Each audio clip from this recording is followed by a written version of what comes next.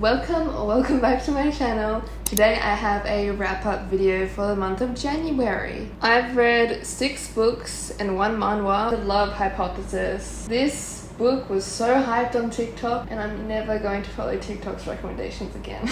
This is the second instance this has happened and I think it's just a sign it does not work for me. When you don't like the main character, that's a problem. I did not like Olive. I thought she was the epitome of the clumsy girl who can't communicate trope. I think having that representation is good with someone who struggles with communicating, but I could not stand Olive. The reasons for the fake dating were a bit weak, especially on Olive's side. I just thought it wasn't believable. I thought that it was childish almost. This is a woman who's in college level, but for Adam I think it was solid. Which, speaking of Adam, we are told so many times that Adam is an asshole. Yeah, he was the only one I liked through the majority of this book. He is not really an asshole. We are constantly told he is an asshole, but he's not an asshole. So I find it hard to believe he lives up to that name. But in saying that, the one thing that blew me away with this book was the demisexual rap. I have not come across a demisexual element in a book before. If you've read it, you know exactly the scene that I'm talking about. It's the sex scene, which it goes for a couple pages, but that's the only scene that I like. It's a mess, that's all. Only a monster. This to me was very much like Dark Rise, which I enjoyed. I got sent to this by Alan and Unwin. So Joan is a part of this family of monsters, which are essentially time travelers that steal time from humans in order to travel. No one in the normal world knows the existence of monsters, but there is a secret world of monster families. This kind of sets up a love triangle and enemies to lovers love triangle, but it's fairly obvious who the end game guy is, in my opinion. I think this book was really well paced. We get right into the action early on. I think time traveling is a really hard thing to do in books. There was never a dull moment with the time traveling, and I actually think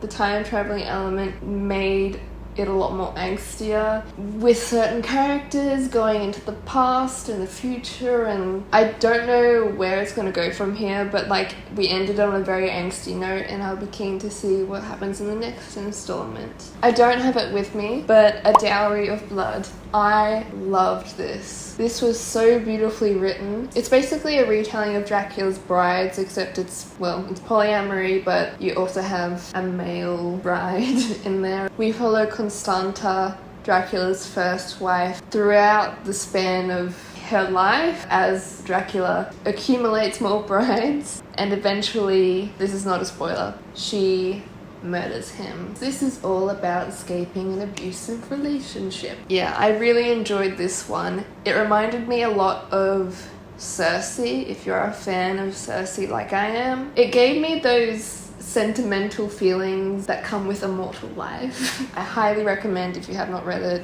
It's worth reading. I will move on to the manhwa, Plaything. Okay, I need to explain the story of this, but there's this mercenary named Illic who is called to the Duke's castle to be his plaything.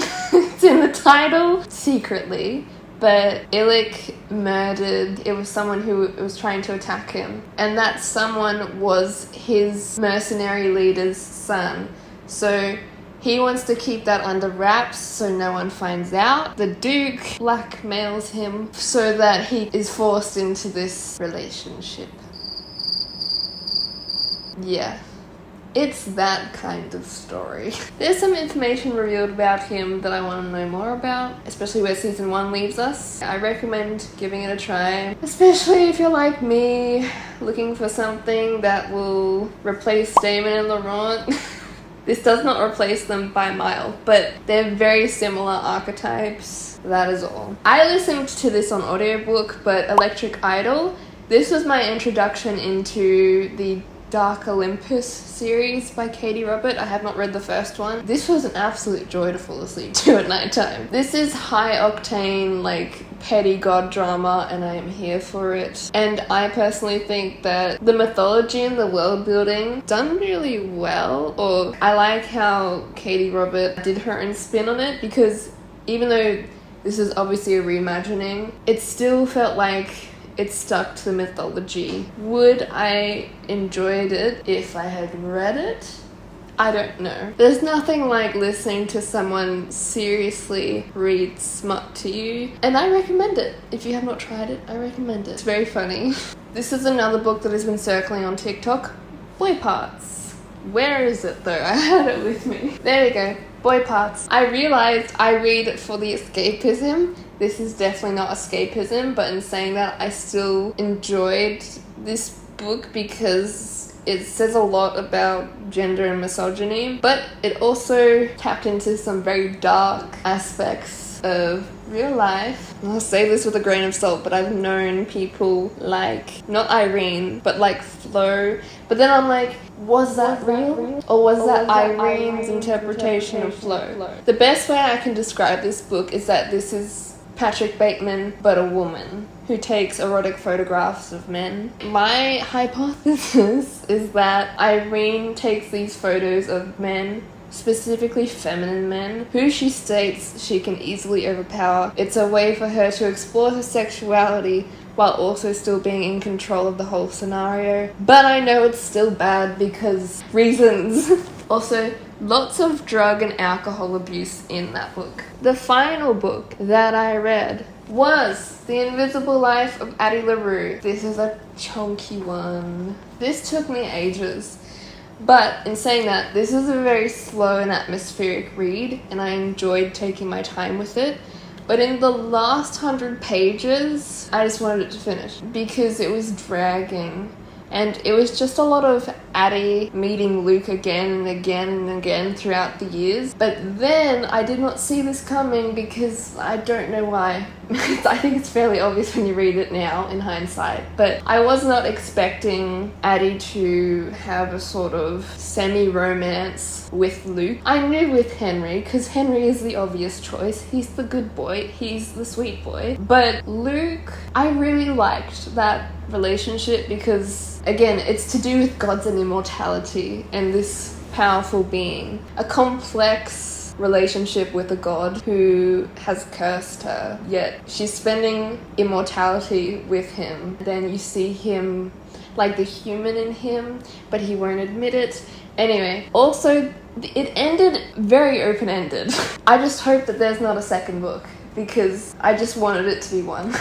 It did not end as tragic as I thought it would. Overall, I really enjoyed it. Anything to do with immortality or gods makes me sentimental, gives me all those feels, like Cersei, like a Dowry of Blood. That was all I read for January. This video is probably coming really late because I am so behind on my planned schedule. I think I'm going to implement a lot of audiobooks now because if you want to read more books, just listen to an audiobook every time you go to sleep. That's the only way I can do it. But like, you get through it fast. Even now, I've already finished an audiobook for February. What? But I can't talk about it here, obviously. I hope you enjoyed. Let me know your thoughts if you've read these books. I will see you in the next video. Bye.